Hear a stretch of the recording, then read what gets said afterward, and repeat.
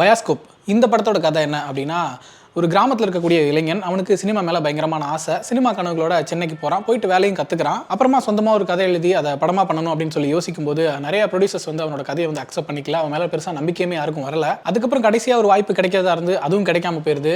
அதுக்கப்புறம் என்ன பண்ணுறது அப்படின்னு தெரியாமல் ஊருக்கு போயிட்டு ஊரில் இருக்கிற தன்னோட மக்களை வச்சுக்கிட்டு அங்கே இருக்கிற அவைலபிள் ரிசோர்ஸஸ் மட்டும் வச்சுக்கிட்டு தானே ஒரு படம் எடுத்துடலாம் அப்படின்னு முடிவு பண்ணுறாரு. அந்த ப்ராசஸில் ஊர் மக்களும் அவர் பெருசாக நம்பலை. அதே போல் அவர் மூடநம்பிக்கைக்கு எதிராக ஒரு படம் எடுக்கிறாரு அப்படிங்கிறதுனால அந்த ஊரில் இருக்கக்கூடிய ஜோசியர் தனக்கு எதிராக தான் அவன் படம் எடுக்கிறான்னு சொல்லிட்டு அந்த படம் எடுக்கிறதே எப்படியா தடுத்துறணும் அப்படின்னு சொல்லி பிளான் பண்ணிட்டு இருக்காரு. இந்த மாதிரி பிரச்சனைகள் எல்லாம் தாண்டி ஹீரோ படம் எடுத்தாரா இல்லையா அப்படிங்கறதா இந்த பயாஸ்கோப் படத்தோட மீதி கதை. ஆக்சுவலா டைரக்டர் சங்ககிரி ராஜ்குமார் 2011 ஒரு படம் எடுத்திருந்தாரு, வெங்காயம் அப்படின்னு சொல்லிட்டு. அந்த படம் கமர்ஷியலா பெருசா போகல.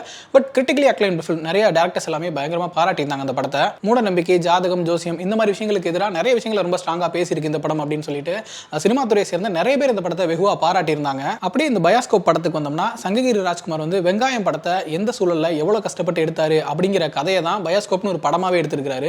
இது கிட்டத்தட்ட வெங்காயம் படத்தோட மேக்கிங் வீடியோட ஒரு எக்ஸ்டெண்டட் வெர்ஷன் சொல்லலாம். பட் அது ஒரு சினிமாட்டிக் குவாலிட்டியோட பிரசன்ட் பண்ணியிருக்காரு. நீங்க டைட்டில் பாத்தீங்கன்னா பயாஸ்கோப் படத்தோட டேக் லைனுமே ஸ்டோரி ஆஃப் த ஸ்டோரி அப்படிங்கிற மாதிரி தான் போட்டிருப்பாரு. ஸோ இந்த படம் எப்படி இருந்துச்சு அப்படின்னு சொல்லி பார்க்கறதுக்கு முன்னாடி இண்டிபெண்டன்ட் ஃபில்ம் மேக்கிங் அப்படிங்கிற விஷயம் பத்தி கொஞ்சம் பேசியாகணும். ஏன்னா எல்லா ஊர்லயுமே மெயின் ஸ்ட்ரீம் ஃபிலிம்ஸ் அப்படிங்கிற கேட்டகரியில மக்களுக்கு பிடிக்கக்கூடிய படங்கள், மக்கள் கொண்டாடக்கூடிய படங்கள், அந்த மாதிரி கேட்டகரிஸ்ல நிறைய அப்படியே பேரலா பாத்தீங்கன்னா ஒரு இண்டிபெண்டன்ட்